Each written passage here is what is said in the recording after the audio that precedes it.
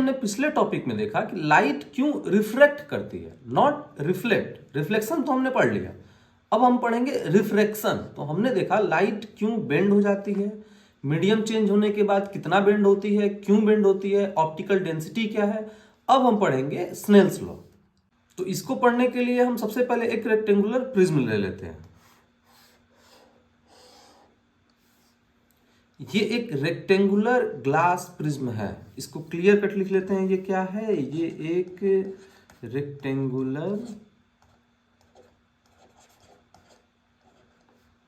Glass prism है, ठीक है। ये एक क्यूबॉइड शेप में होता है। रेक्टेंगल अगर बोलेंगे तो वो एकदम पतला आपको फीलिंग आएगी, वो थिन है, लेकिन ये थोड़ा सा मोटा होता है। ये क्यूबॉइड शेप में होता है, शेप इसकी रेक्टेंगल जैसी है, इसलिए इसको रेक्टेंगुलर कहते हैं। तो इस पे हम एक incident ray of light draw करते हैं। तो लेट सपोज यहां से कहीं लाइट रे आया, यहां से कहीं लाइट रे आया। अब इस पॉइंट पे इसके साथ क्या होगा, ये डिसाइड करने वाला होता है नॉर्मल। नॉर्मल ये डिसाइड करता है कि लाइट के साथ उसका रिलेशन क्या है। नॉर्मल से हम ये डिसाइड करते हैं कि जो रे आई है उसका एंगल कितना है। ये सब कुछ डिसाइड करने वाला नॉर्मल होता है। तो अगर लाइट रे इस पॉइंट पे हिट की है तो हम उसी पॉइंट के नॉर्मल की बात करने वाले हैं। तो आइए उस पॉइंट के नॉर्मल की बात करते हैं। तो नॉर्मल क्या होता है, तो परपेंडिकुलर होता है सरफेस के। तो ये यहाँ पे सरफेस के परपेंडिकुलर हमने नॉर्मल एक ड्रॉ कर लिया।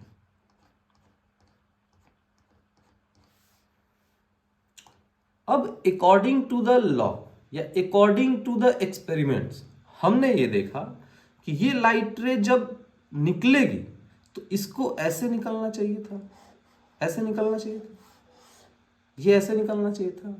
लेकिन ये लाइट रे बेंड कर जाएगी।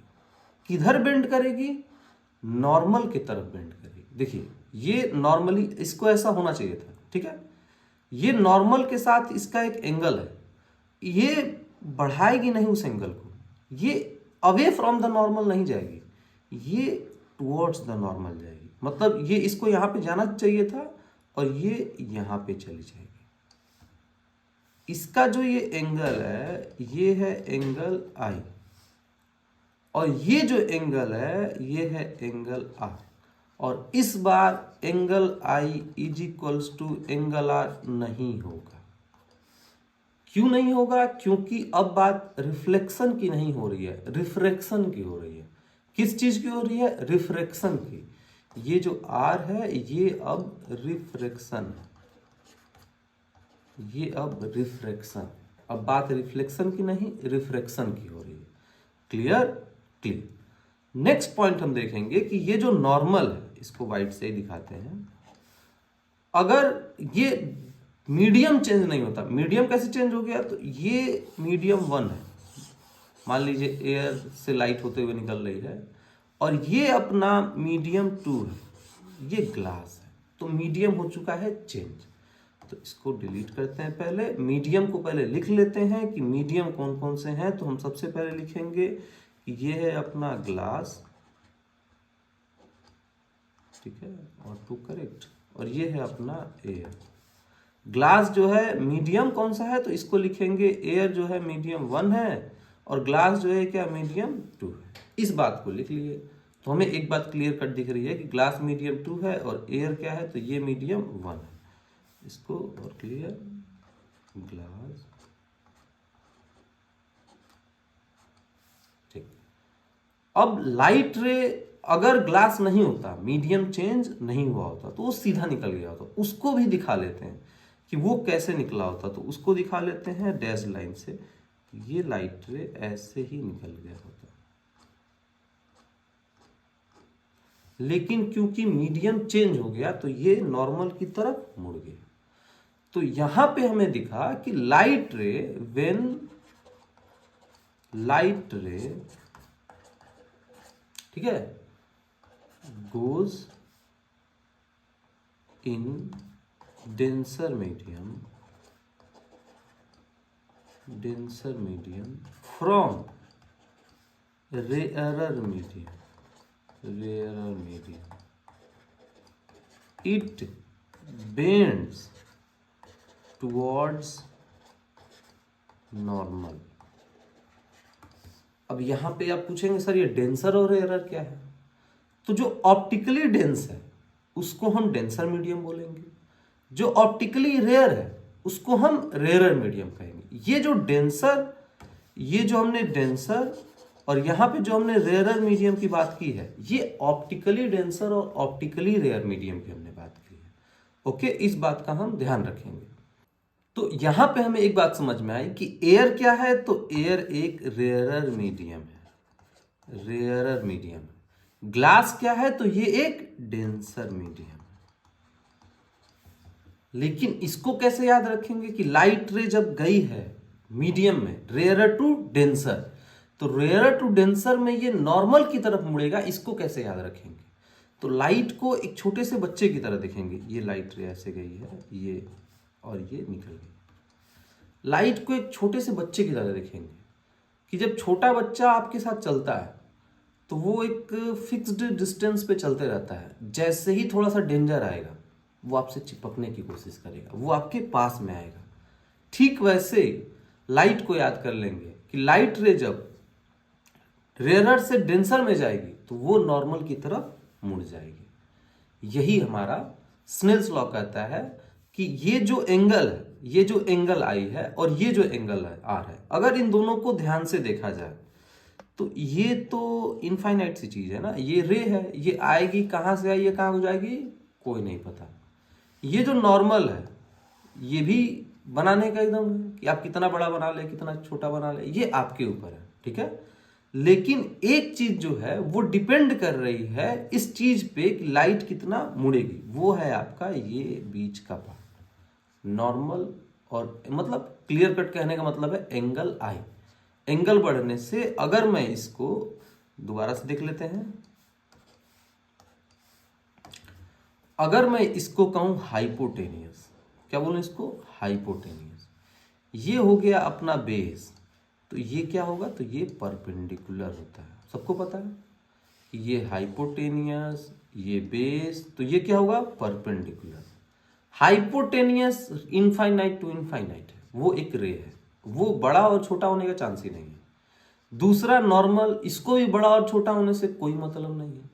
एक चीज डिपेंड कर रही है, जो एंगल है वो है अपना ये वाला पार्ट परपेंडिकुलर, परपेंडिकुलर डिपेंड कर रहा है। ठीक वैसे ही जब आप नीचे बात करेंगे, जब आप नीचे बात करेंगे तो ये है आपका बेस, ये आपका बेस, ये है आपका हाइपोटेनियस और ये है आपका परपेंडिकुलर। इन तीनों में अगर देखा जाए तो आपको पता है सर बेस तो कोई मतलब नहीं है, कितना बड़ा बना दो कितना छोटा बना दो कोई दिक्कत नहीं है। हाइपोटेनियस भी इनफाइनाइट है क्योंकि एक रे है ना, वो इनफाइनाइट है। ये एक चीज पे डिपेंडेंसी है, वो है आपका ये लेंथ। ये लेंथ सर बड़ा और छोटा नहीं बना सकते, ये अकॉर्डिंग टू एंगल होगा। जितना मुड़ा होगा उतना ही एंगल बीच में बचेगा और उतना ही ये डिस्टेंस होगा। तो ये स्नेल्स लॉ ये कहता है कि रिफ्रैक्टिव इंडेक्स, ये नया टर्म क्या है रिफ्रैक्टिव इंडेक्स, इसको भी हम देखते हैं। रिफ्रैक्टिव इंडेक्स जिसको हम n से डिनोट करते हैं, ठीक है। Refractive index is equals to sine I divided by sine R. तो यहां पे पहले रिफ्रैक्टिव इंडेक्स देख लेते हैं, यहां पे लिख देते हैं रिफ्रैक्टिव इंडेक्स, रिफ्रैक्टिव इंडेक्स बहुत ही क्लियर है, रिफ्रैक्टिव इंडेक्स, ठीक है। ये आपका refractive index sine I by sine R. इसको और क्लियर करते हैं थोड़ा, हाँ बिल्कुल भी कंफ्यूजन नहीं होना चाहिए। हाँ, refractive index sine I by sine R. अब यहां पे आप देखेंगे कि एंगल से एंगल डिवाइड हो जाएगा, तो रिफ्रैक्टिव इंडेक्स जो है वो एक कांस्टेंट होगा। क्या होगा, कांस्टेंट होगा, क्योंकि एंगल से एंगल क्या हो जा रहा है, डिवाइड हो जा रहा है। तो रिफ्रैक्टिव इंडेक्स यहां पे क्या होगा, कांस्टेंट होगा। कांस्टेंट कहने का मतलब इसकी वैल्यू ऐसे नहीं आएगी कि 1 मीटर 1 न्यूटन, ऐसे नहीं आएगी। इसकी वैल्यू जब आएगी तो 1, 1.4, 1.3, 1.6, 2, 2.1, 2.3, इसकी वैल्यू नंबर्स में आएगी। इसीलिए इसको कहा गया है कि रिफ्रैक्टिव इंडेक्स जो है यूनिटलेस है, उसकी कोई यूनिट नहीं है, वो यूनिटलेस है। वो एक ऐसा टर्म है जो कि नंबर्स में आने वाला है, 1.1, 1.3, 1.4 ऐसे आने वाला है। ऐसे क्यों आएगा? क्योंकि आपको क्लियर कट दिख रहा है कि ये एंगल से एंगल डिवाइड हुआ है। ये वही बात हो गई कि मीटर से मीटर डिवाइड हो जाए, न्यूटन से न्यूटन डिवाइड हो जाए, यूनिट कैंसिल हो गई। तो यूनिट के कैंसिल होते ही ये जो आपको क्वांटिटी मिलती है यूनिटलेस मिलती है, उसकी कोई भी यूनिट नहीं होती है। तो इसको हटा लेते हैं। कई सालों तक हमें ऐसा लगा, हमें मतलब साइंटिस्ट को, फिजिसिस्ट को ऐसा लगा कि ये जस्ट एक रैंडम नंबर है, ये जो n है ये बस एक रैंडम नंबर है, ठीक है, इसका किसी और चीज से कोई लेना देना नहीं है।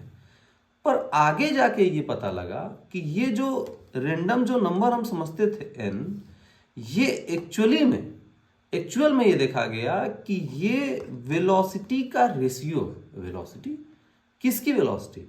तो लाइट जो यहाँ पे इंसिडेंट है, जो आई है, तो यहाँ पे लाइट की स्पीड ज्यादा रही होगी क्योंकि मीडियम यहाँ पे खाली है, रेयर है, और यहाँ पे इस मीडियम में लाइट की स्पीड कम हो गई होगी।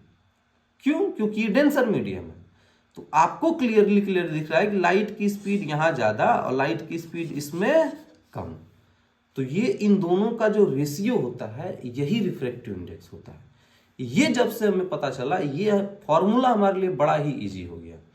क्यों इजी हो गया? क्योंकि अब किसी भी एक का अगर आपको वेलोसिटी दिया हो, स्पीड दिया हो, तो सेकंड वाले का आप बता देंगे अगर आपको रिफ्रैक्टिव इंडेक्स पता हो तो यहाँ पे ये लाइट मतलब स्नेल्स लॉ ने आगे ये बताया कि ये जो नंबर है sine I by sine R, तो ये जो है velocity of light in medium 1 divided by velocity of light in medium 2। आप में से कुछ लोग बोल सकते हैं सर ये तो कोई भी ऊपर लिख दो कोई भी नीचे लिख दो, दिक्कत हो जाएगा। तो यहाँ पे नहीं, एक बात हमेशा ध्यान रखेंगे कि ये जो n है ये 2 विथ रिस्पेक्ट टू 1 है, तब ऐसा करेंगे। ये 2 विथ रिस्पेक्ट टू 1 है, जैसे ही 1 विथ रिस्पेक्ट टू 2 होगा सब पलटी मार देगा, सब उल्टा हो जाएगा, ठीक है। तो ये इसको लिखने का तरीका होता है कि n, ये देखिए n जो है n 2 विथ रिस्पेक्ट टू 1, ठीक है। यहां पे sine I by sine r, यहां पे velocity of light in medium 1 और यहां पे velocity of light in medium 2।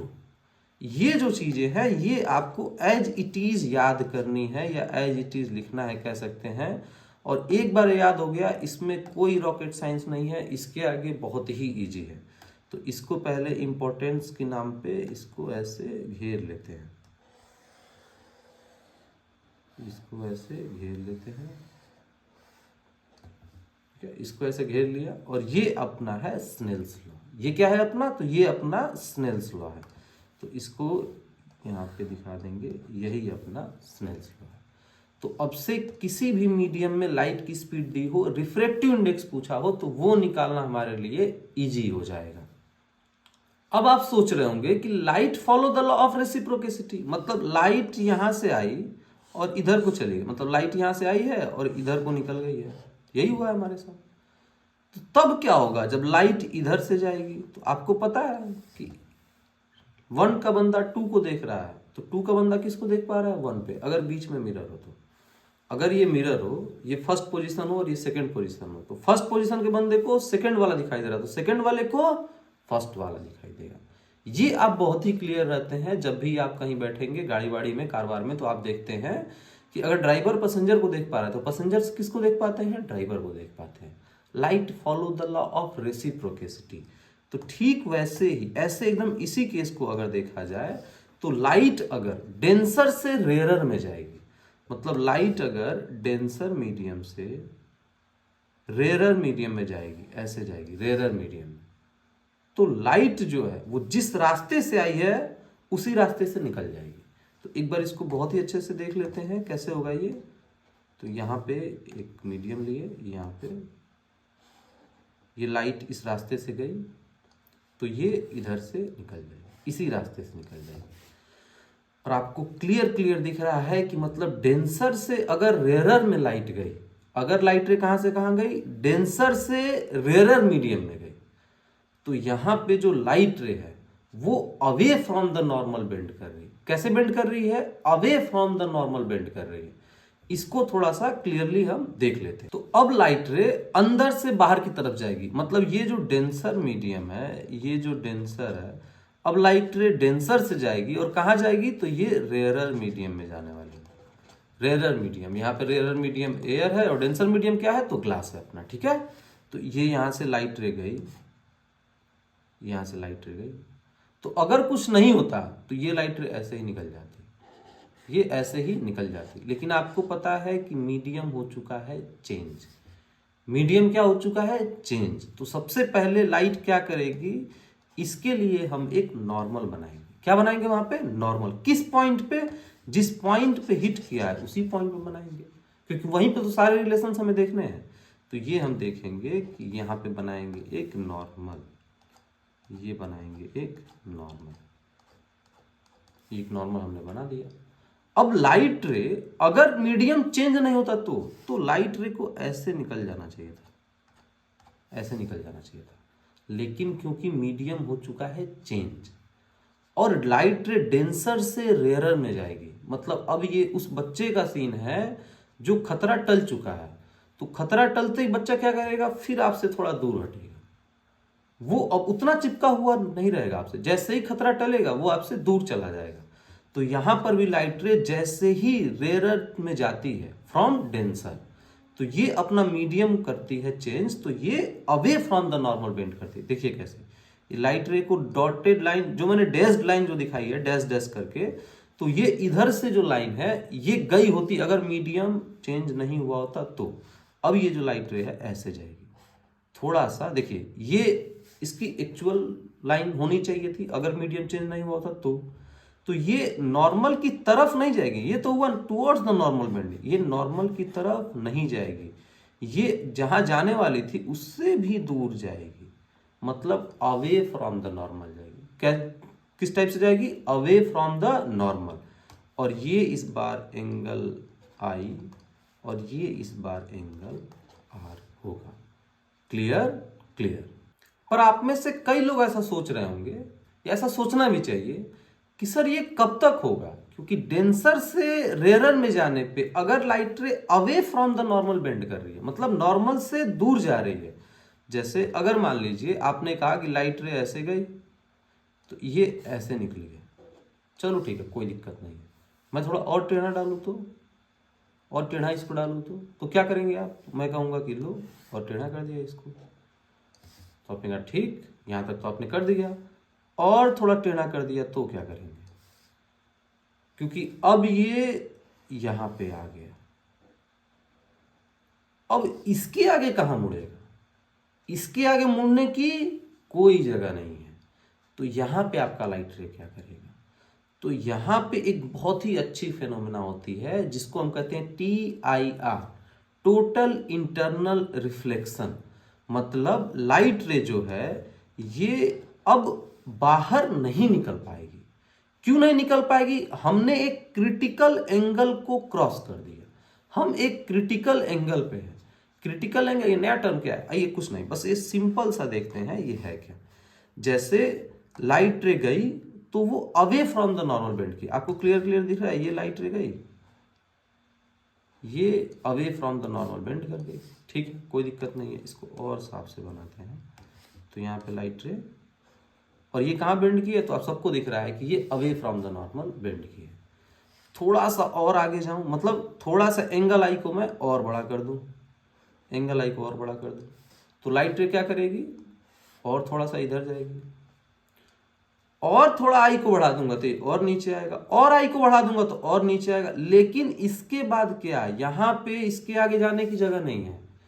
तो अगर एंगल आई पे ध्यान से देखिए, अगर एंगल आई और ज्यादा हो गया तो लाइट रे अंदर ट्रैप हो जाएगी, ये बाहर ही नहीं निकल पाएगी। क्यों नहीं निकल पाएगी, क्योंकि एक क्रिटिकल एंगल जो था उसको हमने क्रॉस कर दिया, ठीक है। तो यहां पे होता है TIR, टोटल इंटरनल रिफ्लेक्शन। इसकी मदद से हम कई सारे यूजेज में लाइट को लेते हैं, जैसे कि ऑप्टिकल फाइबर में हम चाहते हैं लाइट इसी में ट्रैप रहे, बाहर ही न निकले। कई सारे मिरर्स भी ऐसे बनाए जाते हैं जिसमें लाइट अंदर ट्रैप हो जाती है, तो बहुत खूबसूरत सा आपको दिखाई देता है। तो इसको थोड़ा सा देखते हैं, ये TIR है क्या।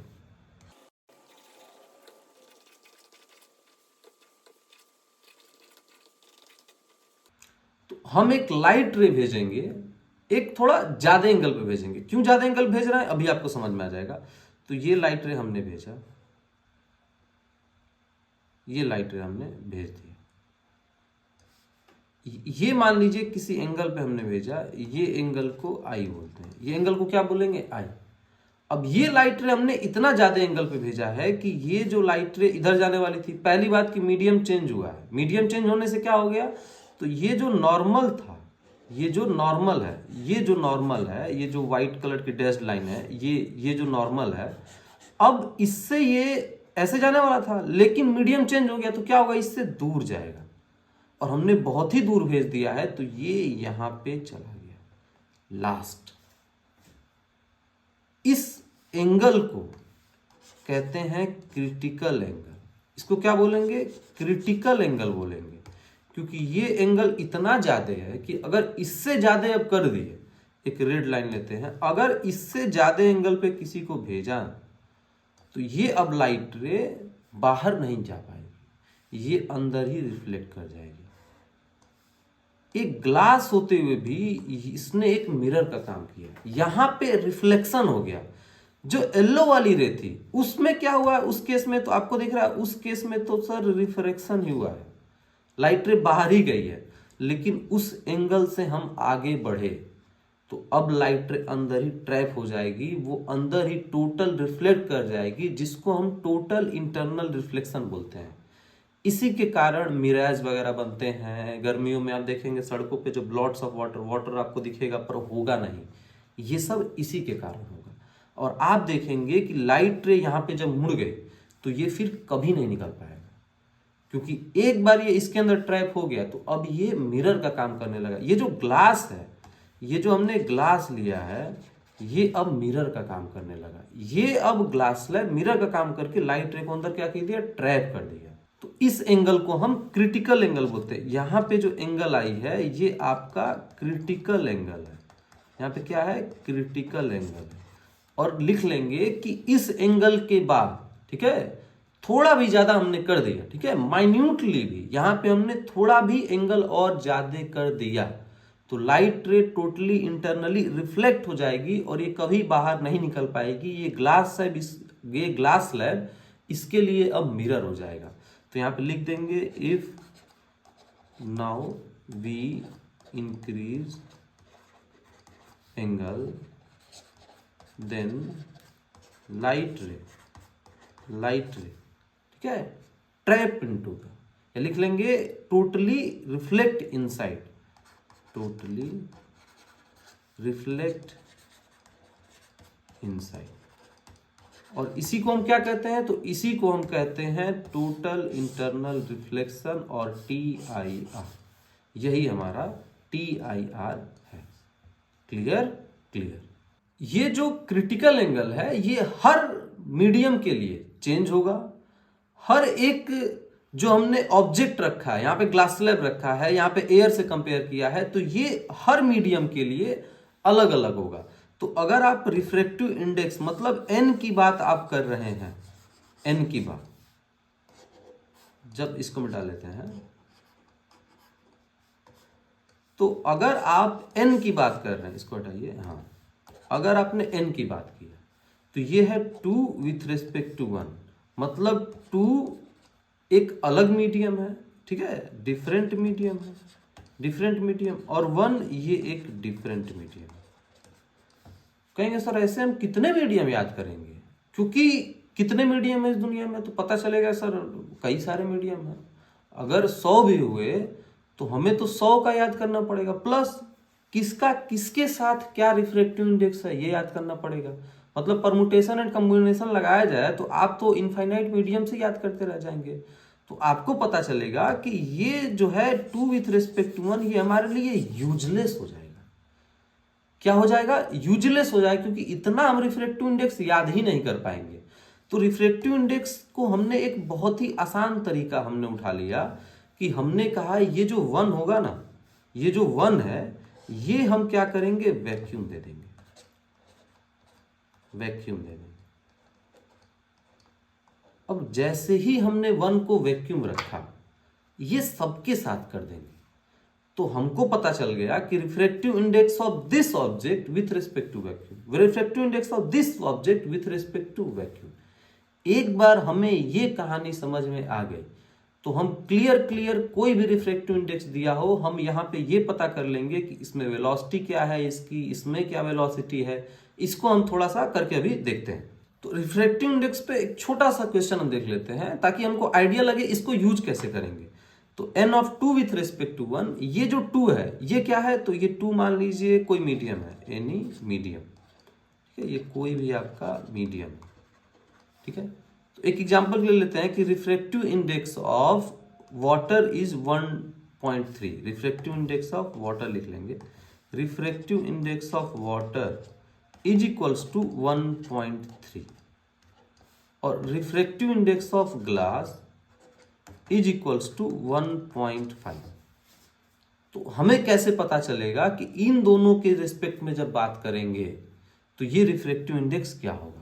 तो सबसे पहले ये देख लेते हैं कि मान लीजिए इसी को उठाते हैं 1.5, कैलकुलेशन के लिए इजी होगा इसलिए। तो यहां पे हम देखेंगे रिफ्रैक्टिव इंडेक्स ऑफ ग्लास 1.5 है। तो आप बताइए कि ग्लास में स्पीड कितनी है, मतलब velocity of light in glass, ठीक है, velocity of light in glass, इसको हम करेंगे क्वेश्चन। तो ये देखिए कितना इजी है करना, बस देखिएगा कि ये रिफ्रैक्टिव इंडेक्स ऑफ ग्लास है, कितना है? 1.5। रिफ्रैक्टिव इंडेक्स ऑफ ग्लास दिया है तो इसका मतलब कि यहाँ पे ये लिखा है कि ये वैक्यूम के रिस्पेक्ट में लिखा है। मैंने आपको पहले ही बता दिया कि ये जितनी भी चीजें दी होंगी तो ये जो 1 होगा ये क्या होगा? वैक्यूम होगा। तो यहाँ पे देखिए कितना क्लियर हो रहा है कि velocity of light, velocity of light in vacuum, सबसे ऊपर क्या रखेंगे? वैक्यूम रखेंगे। Velocity of light in vacuum divided by velocity of light, velocity of light in glass. तो यही हमें फाइंड करना था कि वेलोसिटी ऑफ लाइट ग्लास में कितना है। तो यहां पे देखिए कितना इजी हो गया, यहाँ पे 1.5 is equals to velocity of light कितना है वैक्यूम में? तो 3 × 10⁸ metre per second divided by velocity of light. अब किस में जानना है? ग्लास में जानना है। तो इसको सीधा सीधा क्लियर कट आपको दिख रहा है कि ये ऊपर चला जाएगा, ये जो क्वांटिटी है ये कहाँ चला जाएगा? तो ऊपर, और ये जो क्वांटिटी ये कहाँ जाएगा? ये नीचे आ जाएगा।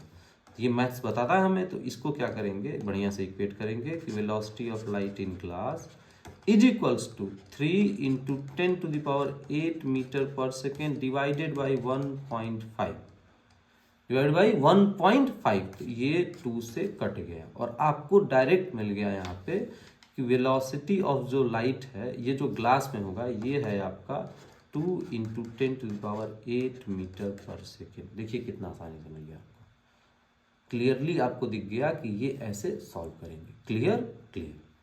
अब हम अपने पूछे हुए क्वेश्चन पे वापस आ जाते हैं कि क्या पूछा था कि वेलोसिटी मतलब refractive index of water with respect to glass कैसे निकालेंगे। तो देखिए ये जब लिखा है रिफ्रैक्टिव इंडेक्स ऑफ वाटर, तो ये क्या लिखा है कि velocity of light in vacuum divided by velocity of light in water, ये दिया है 1.3। ठीक ऐसे ही अगर इसकी बात करेंगे तो ये क्या लिखा है? वेलोसिटी ऑफ लाइट इन ये वैक्यूम और divided by velocity of light इन, तो यहां पता चलेगा ग्लास की बात किया है। ये कितना दिया है? 1.5 दिया है। अच्छा, आपको एक कंफ्यूजन हो जाएगा, सर वैक्यूम ऊपर रखें ग्लास नीचे रखें, इसको हम कैसे फाइंड आउट करेंगे? तो इसके लिए एक छोटा सा ट्रिक दिमाग में याद रखेंगे कि देखिए ये 1 से ज्यादा है क्वांटिटी, तो इसका मतलब कि वेलोसिटी जिसमें ज्यादा होगी वो कहां होना चाहिए? ऊपर होना चाहिए। तो बहुत ही ईजी है। ये भी क्वांटिटी 1 से ज्यादा है, तो वेलोसिटी जिसमें ज्यादा होगी वो कहाँ होनी चाहिए, ऊपर, तभी तो डिवाइड करेंगे तो हमें ऐसा मिलेगा। तो ये मैथ्स की हेल्प से क्लियरली हम कभी कंफ्यूज ही नहीं होंगे, क्योंकि 1 से ज्यादा क्वांटिटी है तो ऊपर मतलब न्यूमरेटर में क्या रखेंगे, तो जो ज्यादा होगा उसको ऊपर रखेंगे, तभी तो 1 से ज्यादा मिलेगा। इसको थोड़ा ऐसे देख लेते हैं कि अगर 5, 3 इसमें कंफ्यूजन हो कि किसको ऊपर रखेंगे किसको नीचे, तो आप देखेंगे कि 1 से कम वैल्यू आ रही है कि 1 से नीचे। अगर 1 से कम वैल्यू लानी है तो 3/5 लिखेंगे। तो ये 3/5 जो आएगा ये 1 से कम आएगा, इज लेस देन 1, ये 1 से कम आएगा। लेकिन अगर 1 से ज्यादा लाना है तो क्या करेंगे, 5/3 लिख देंगे। 5/3 क्या आएगा, 1 से ज्यादा आएगा। यही छोटा सा ट्रिक अप्लाई करेंगे और आप कभी नहीं भूलेंगे कि किसकी वेलोसिटी ऊपर लिखना है और किसकी वेलोसिटी नीचे लिखना है। तो आइए बैक टू द क्वेश्चन, ठीक है, बैक टू द क्वेश्चन। और यहाँ पे आपको दिखा, इसको मिटा लेते हैं, इसको मिटा लेते हैं, कि अब देखिए क्या पूछा है। अब जो पूछा है वो रख दीजिए, अब जो चाहिए उस टाइप से कैलकुलेशन हम यहाँ पे कर लेंगे। देखिए कैसे, मान लीजिए हमें वेलोसिटी ऑफ ग्लास चाहिए, ठीक है, तो क्लियरली हम देखें कि हमें वेलोसिटी ऑफ ग्लास, सॉरी, हमें refractive index of glass with respect to water चाहिए। हमें क्या चाहिए, refractive index of glass with respect to water. तो ग्लास को ऊपर और वाटर को नीचे, और refractive index of water with respect to glass चाहिए। मान लीजिए आपको रिफ्रैक्टिव इंडेक्स ऑफ वाटर चाहिए विथ रिस्पेक्ट टू ग्लास। अगर आपको ये चाहिए कि रिफ्रैक्टिव इंडेक्स ऑफ वाटर मिले विथ रिस्पेक्ट टू ग्लास, तो रिफ्रैक्टिव इंडेक्स ऑफ वाटर, तो यहां पे देख लेंगे refractive index of water divided by refractive index of यहां पे glass. Refractive index of water कितना है, तो आपको क्लियर दिख रहा है, रिफ्रैक्टिव इंडेक्स ऑफ वाटर है 1.3, या थोड़ा सा इसको इलोबरेट करना चाहें तो ऐसे लिख सकते हैं, ये velocity of vacuum, velocity of light in vacuum divided by velocity of light in water. ये रिफ्रैक्टिव इंडेक्स ऑफ ग्लास, तो रिफ्रैक्टिव इंडेक्स में velocity of light in vacuum, और ये velocity of light in glass. तो इसके साथ क्या होगा, तो आप क्लियर कट जानते हैं कि इसको डिवाइड करने का सबसे इजी तरीका होता है क्रॉस मल्टीप्लीकेशन। ये थोड़ा मैथ्स में सीखते हैं, ये होता है क्रॉस मल्टीप्लीकेशन। तो velocity of light in vacuum divided by velocity of light in water into पलटी, सीधा क्या करेंगे, पलटी मारेंगे। Velocity of light in glass divide by velocity of light in vacuum, velocity of light in vacuum से vacuum cut गया, हमें क्या मिला, velocity of light in glass with respect to water. तो हमें पता चला हमारा जो एंड प्रोडक्ट हमको मिला, ये मिल रहा है हमको, इसको थोड़ा सा किनारे करते हैं, हमारा एंड प्रोडक्ट हमको क्या मिला, तो यहां पे हमको ये मिला कि velocity of light in glass divided by velocity of light in water. यहां पे हमको जो एंड प्रोडक्ट मिला है ये इस टाइप से मिला है। तो आप यहां पे पुट आउट करेंगे तो आपको आपका आंसर मिल जाएगा। तो चलिए यहां पे देखते हैं कि रिफ्रैक्टिव इंडेक्स कैसे। तो ये तो रिफ्रैक्टिव इंडेक्स हमने डायरेक्ट यहीं से निकाल लिया होता, सीधा यहाँ पे डिवाइड कर लिए होते, सीधा यहाँ पे डिवाइड हम कर लेंगे, वहां पे मिल जाएगा। लेकिन हम थोड़ा सा इसको इलोबरेट करने के चक्कर में इधर आ गए हैं, इसको थोड़ा सा इलोबरेट करके देखते हैं। तो ये चलते हैं ऊपर, इसको चलते हैं ऊपर लेके। अगर हमें डायरेक्ट निकालना होता तो हम यहीं पे लिख देते रिफ्रैक्टिव इंडेक्स ऑफ वाटर, मतलब रिफ्रैक्टिव इंडेक्स वाटर का क्या है तो आप सबको पता है 1.3 है, रिफ्रैक्टिव इंडेक्स ग्लास का क्या है तो 1.5, यही आपका आंसर था। लेकिन हम थोड़ा घूम फिर के आए इधर और इन दोनों की वेलोसिटी ऑफ लाइट पुट कर देंगे तो ये हमें मिल जाने वाला है। Correct, correct. ये जो भी मैंने टॉपिक पढ़ा है ये काफी टफ चीजें हैं, ये नहीं पूछेगा। जो मैंने वेलोसिटी पढ़ाया था जो सबसे इजी था वही पूछता है मेनली, और वो आप आराम से कर लेंगे। ये जो चीजें हैं ये थोड़ी सी टफ है, तो इसको बस एक बार देख लेंगे। अगर आप क्यूरियस हैं जानने को तो इसको आप देखिएगा, तो ये आपको काफी एक समझने में हेल्प करेगा। अगर आप इसको 2-3 बार देखेंगे तो आपको क्लियर समझ में आ जाएगा। तो इसको चलिए अब नेक्स्ट टॉपिक पढ़ते हैं।